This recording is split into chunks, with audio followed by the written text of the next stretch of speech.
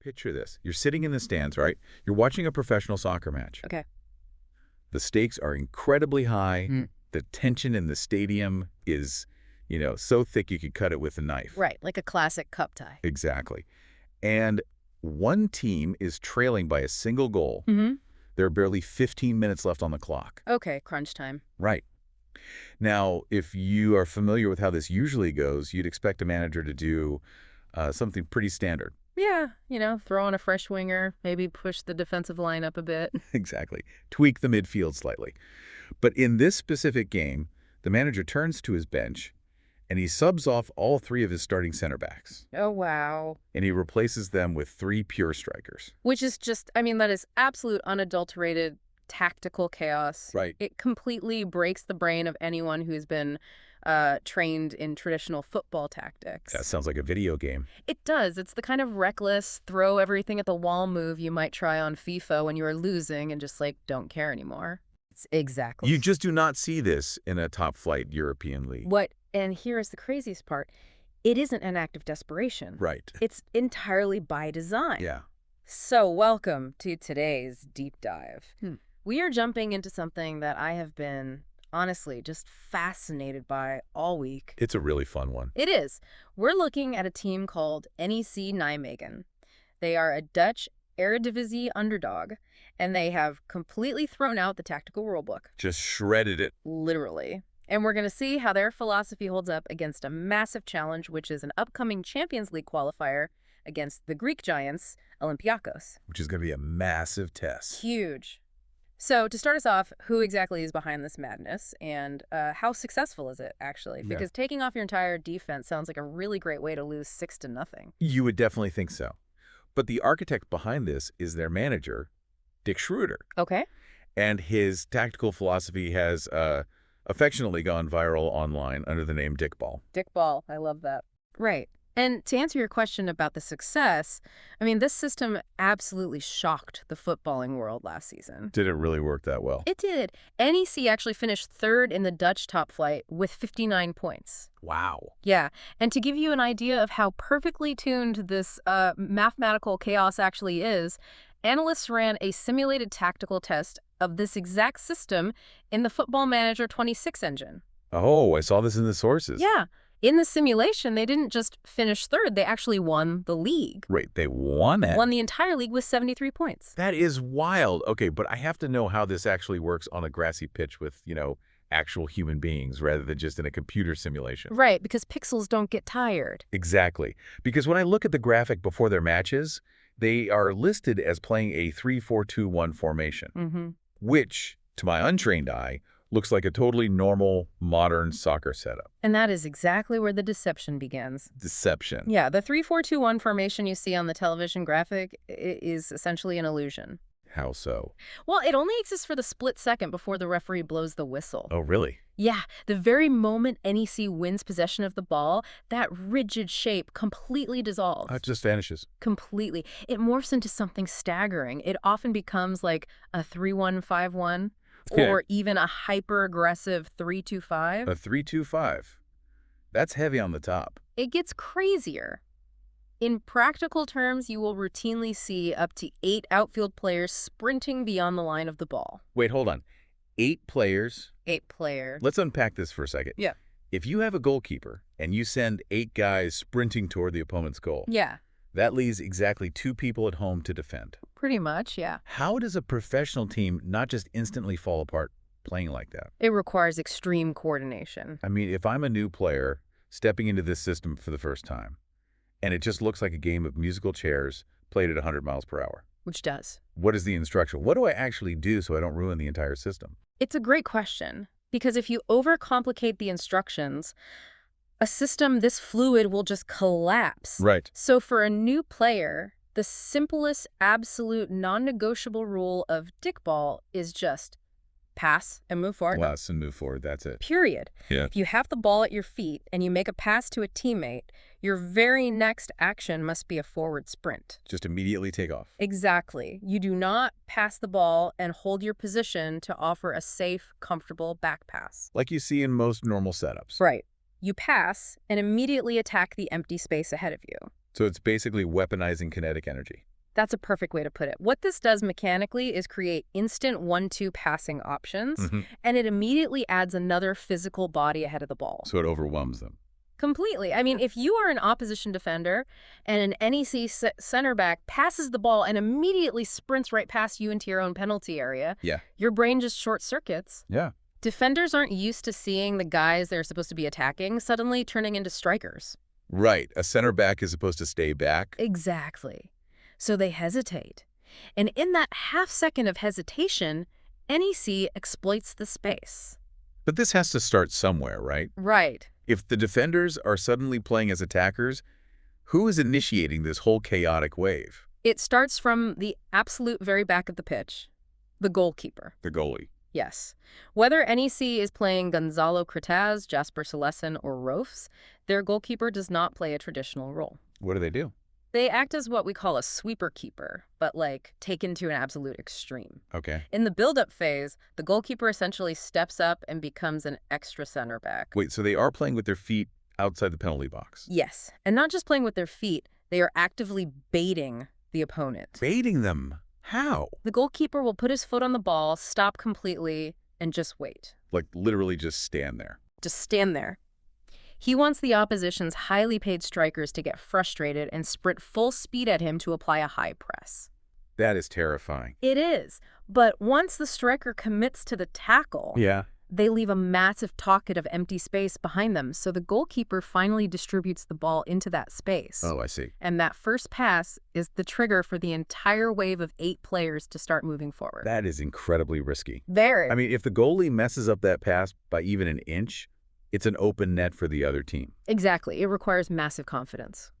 But let's say the pass connects. Right. If 8 guys are bombing forward, somebody has to actually manage the transition. Yes, absolutely. Somebody has to link this bizarre backline to the attackers. And that responsibility largely falls on the shoulders of their Japanese midfielder, Kodai Sano. Okay, Sano. He registered 8 assists last season, and his role is arguably the most physically demanding on the entire pitch. Why is that? Well, Sano operates from what tactical analysts call a double pivot. Okay, time out. For those of us listening who don't have a UEFA coaching license, what exactly is a double pivot? Sure. And what is his job description in it? So a double pivot just means 2 central midfielders who sit slightly deeper to protect the defense and distribute the ball. Kind of like anchors. Right, anchors. But under Dick Schroeder, Sano doesn't just sit there. Let me guess. Pass and move forward. Exactly. He operates as a box-to-box playmaker with absolute freedom. He is the engine of the transition. Wow. 1 minute, you will see him dropping incredibly deep, almost standing on the toes of his own center backs to take the ball from the goalkeeper. The very next minute, because of that pass and move forward rule, he is making these bursting, marauding runs right behind the opponent's defensive line. So he is covering an unbelievable amount of grass. He has to. He has the technical vision to spot a risky creative pass, but more importantly, he has the physical stamina to exploit the empty pockets of space that this fluid system creates. That sounds exhausting. It really is.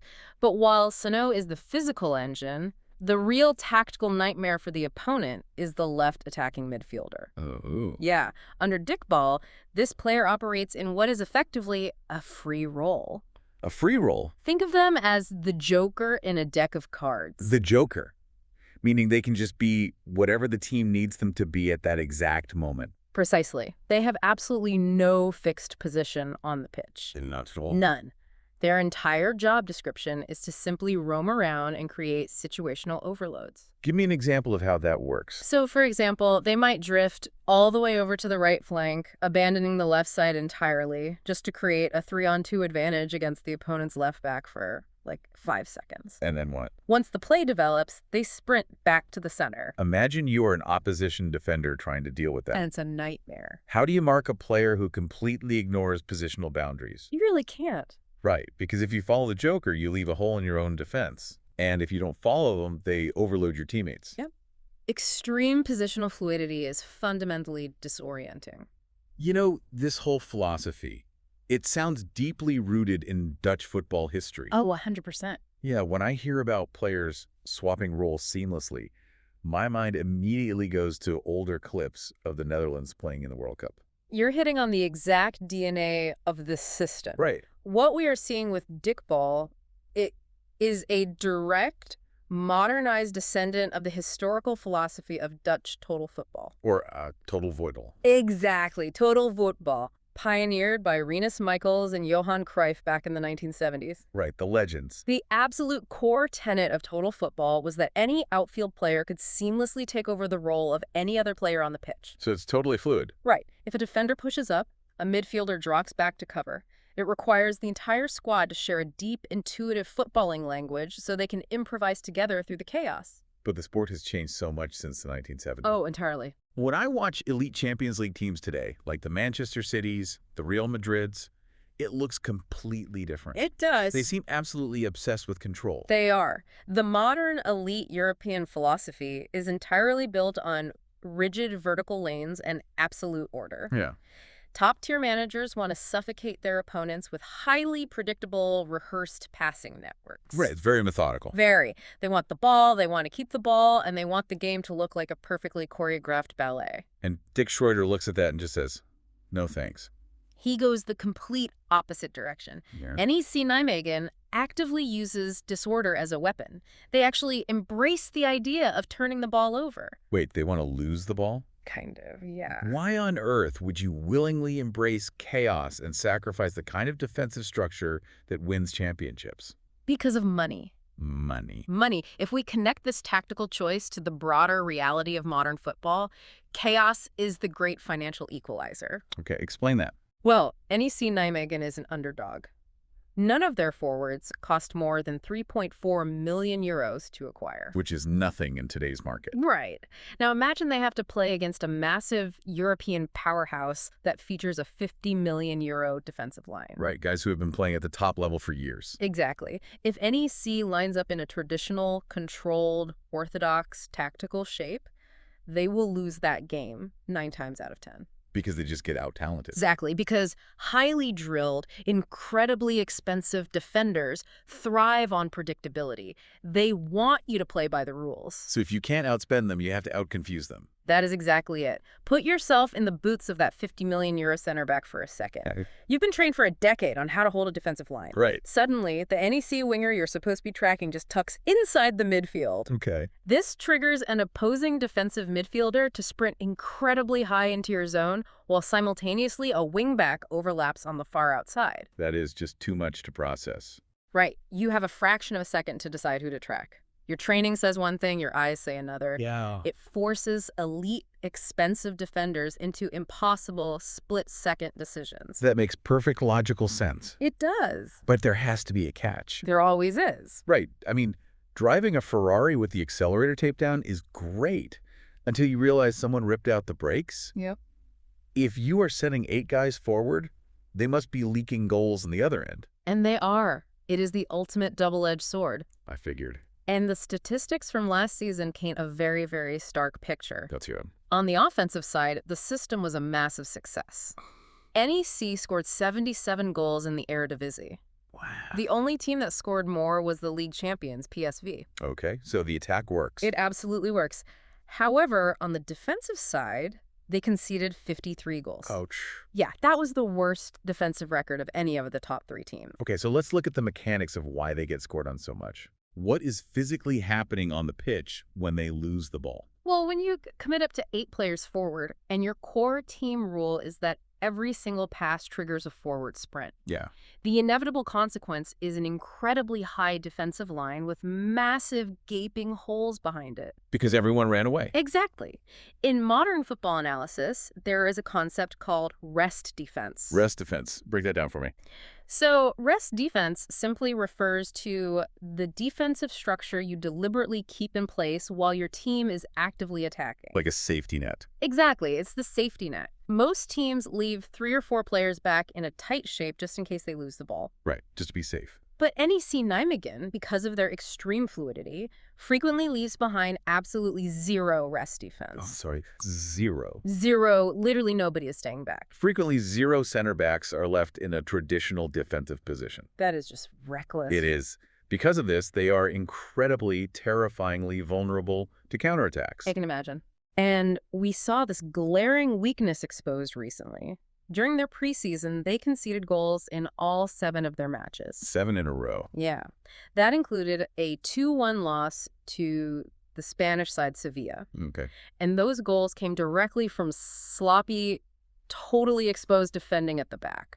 So if they have no breaks, how does Dick Schroeder possibly manage this level of risk without getting completely destroyed like Tenzillo every weekend? Well, the only way to survive without rest defense is an utterly relentless, suffocating counterpress. That counterpress. Yes.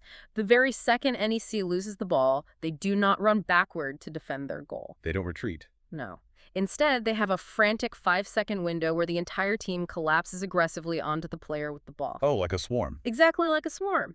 They squeeze the pitch vertically to try and panic the opponent into making a risky pass through the center. And if it works? If NEC wins the ball back during that 5-second frenzy, they are instantly in a position to score. Because they're already so far up the pitch. Right. But what if the opponent is smart, stays calm, and, breaks that initial press? What happens after those 5 seconds? If the initial press fails, the strategy immediately shifts to damage control. Panic mode. Basically. That is where the double pivot players, like Darko and Nijmegen, have to immediately drop and sprint back. Okay. But their job isn't necessarily to tackle the guy and win the ball. What are they doing then? Their job is to forcefully funnel the opponent's counterattack out wide, toward the touchlines. So they use the sideline. Yes, they use the sideline as if it were an extra defender, trying to slow the play down just long enough for those 8 attacking players to sprint back 50 yards and reestablish some sort of defensive block. That sounds brutal. It requires a level of stamina and discipline that is almost hard to comprehend. It is incredibly demanding on the players. Which brings us to the ultimate stress test of this entire philosophy. Here we go. The European reality. Yeah.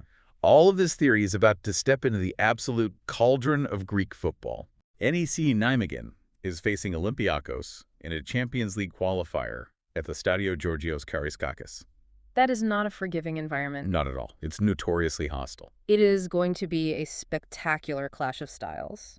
Olympiakos is managed by Jose Luis Mendilibar, Right. and they are going to deploy a very vertical, high-pressing 4-2-3-1 system. So they aren't going to just sit back. Not a chance. They are not going to sit back passively and let NEC play their high-speed musical chairs unbothered. So if I'm the Olympiakos manager and I know exactly how Dickball works, where am I telling my players to attack this system? There are some very clear targets. Because looking at it, it seems like there are some obvious weak points. There are 3 specific tactical duels where this game is going to be won or lost. Let's hear them. The first vulnerability is exactly what you'd expect.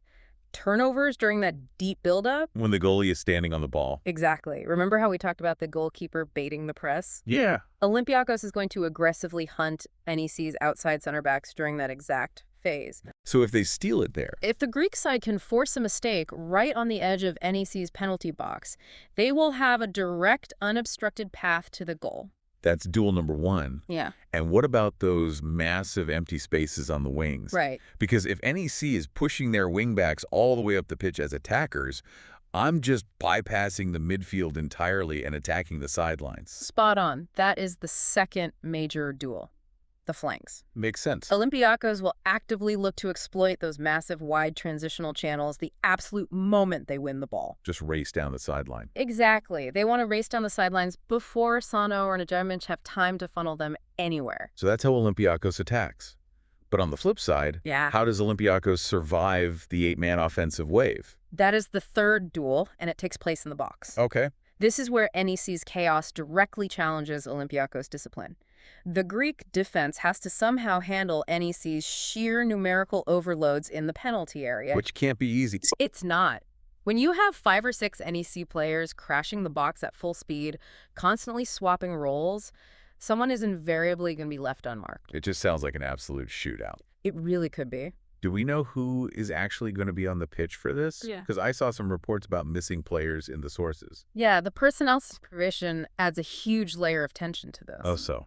Well, Olympiakos boasts Ayoub El-Kaabi, who was absolutely lethal last season. He bagged 18 goals. Okay, so they have serious firepower. They do. Meanwhile, NEC is arriving in Greece severely depleted. Oh, no. Yeah, they're missing 6 key players due to injuries and absences. 6? That's a lot. It is, and most crucially, they're missing Koki Ogawa, who scored 8 goals for them last year. Oh, wow. Missing a key goal scorer like that right before a Champions League tie is brutal. It is a heavy blow, certainly, but we cannot discount the weapons NEC does have making the trip. And who do they have? They are bringing the dynamic duo of Jaron Cherry and Brian Linson. Okay. They combined for 21 goals last season. That's solid. Very solid. Linson is a master at finding tiny pockets of space in the box, and Cherry has the ability to hit a shot from basically anywhere. Nice. Plus, they have their massive new signing, Dusan Tadic. Ah, Tadic. Yes, He brings so much veteran experience to the squad. he really does. I have to imagine his job is to be like the eye of the storm, right? It's a great way to look at it. Just slow the game down and find that killer final pass amid all the frantic movement. Exactly. He provides the composure that the chaos desperately needs. But let me play devil's advocate here for a second. Sure. Olympiacos is the bigger club. Sure. They are at home. Mm. But looking at the advanced metrics, the expected goals data, Right. the statistical likelihood of them scoring based on shot quality, it sits at 1.65 for Olympiacos and 1.7 for NEC. Mm-hmm. More importantly, Olympiacos has lost 3 straight friendlies coming into this match, Right. and they haven't been able to keep a clean sheet in any of them. No, they haven't. So, since they are the home team, doesn't Olympiacos actually have everything to lose if they allow themselves to get dragged into a chaotic back-and-forth shootout? Absolutely, they do. And this raises a fascinating point about the psychology of a two-legged European tie. What do you mean? There is a profound asymmetric risk in the first leg for the home team. Okay. Olympiacos simply cannot afford to get sucked into an open end-to-end basketball match in front of their own fans. Even without the old away goals rule. Even without it, giving up multiple goals at home completely shatters your defensive confidence. Oh, I see. And it shifts the psychological advantage heavily to the underdog for the return leg back in the Netherlands. So, ironically, the pressure is entirely on the favorite to maintain order. Precisely. Mendilibar must balance his team's crowd-fueled aggression with profound defensive responsibility. That's a tightrope. It is. If Olympiacos just sprints blindly at NEC out of pure adrenaline, trying to put on a show for the home crowd, Yeah. NEC's 3-1-5-1 possession structure will completely tear them apart. The Olympiacos midfield, pair likely Scipione and Garcia, have to remain disciplined. They can't get lured out. No. They cannot allow themselves to get pulled out of position by NEC's roaming joker or their overlapping center backs. Because if they do, If they lose their shape, Dickball wins. it's just a beautiful contradiction, isn't it? It really is. You have NEC Nijmegen, a team that consciously uses extreme tactical freedom to outscore their own glaring defensive flaws. They basically accept that they will bleed goals as long as they can inflict just a slightly deeper wound on their opponent. That is the perfect summary of it. And now they are taking that exact philosophy, without a single compromise, into the hostile crucible of Greek football against a vastly more experienced Olympiacos side. It really is the ultimate test of Dickball. We're going to find out if an ideology built on calculated disorder can actually survive against elite structured European defensive rigidity. Which leaves you, the listener, with a final thought to ponder as you tune into this match. We are so conditioned by modern sports commentary to treat structure as holy. We really are. Right. We assume that if a team relies on control and rigid lanes, they are sophisticated, and if they rely on kinetic chaos, they're just, lucky. Or disorganized. Exactly. But if Dickball proves successful on the European stage, what does that mean for the future of team sports? It's a big question. Will we see this hyperfluid, positionless philosophy bleed out of soccer and into other structured games like basketball or hockey? I could see it. Are we on the verge of seeing the end of the hyper-micromanaged coaching era across all sports, replaced by systems that simply weaponize pure, unadulterated movement? That is a truly fascinating prospect. If chaos works here, it could revolutionize how we think about athletic spacing everywhere. I highly encourage you to watch this match and see whose philosophy survives the night. Definitely. Will it be the rigid, experienced structure of Olympiacos, or the breathtaking, unpredictable chaos of a team that looks at 3 center backs and says, you know what, let's just put on 3 more strikers? Thanks for joining us on this deep dive. We'll catch you on the next one. Keep questioning the structure.